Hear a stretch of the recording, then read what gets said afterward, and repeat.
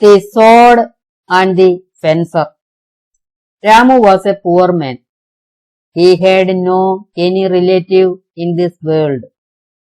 He alone lived in a very small hut just near a river. Every day he went toward the market and picked up the thrown out vegetables and cleaning them very well.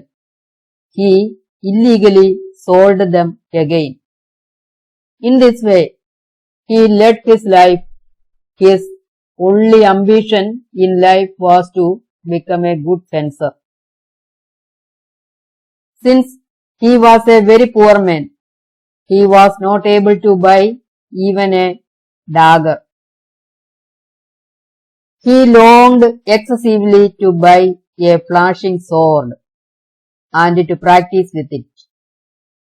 Whenever he reserved some money in the thought of buying a sword, there came some inevitable necessities, and they forced him to spend his reserve for that purpose.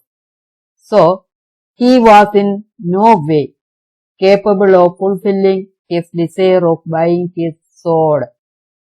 Ramu was used to sit on the bank of the river, thinking of his miseries in life.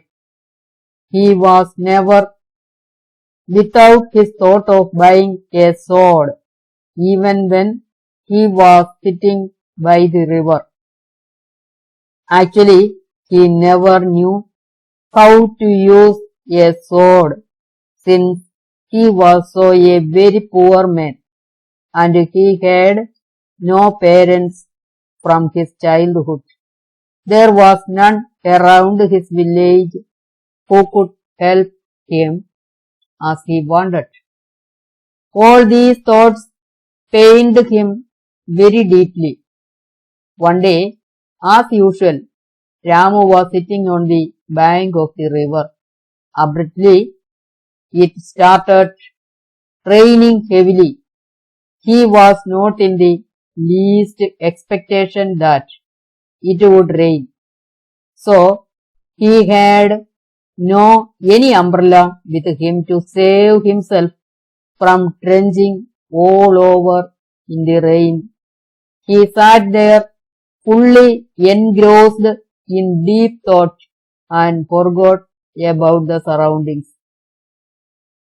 It was raining heavily. Ramu sat there looking fixedly at the ripples formed when heavy raindrops impacted with the river water. He saw little whirlpools formed and they disappeared in a jiffy.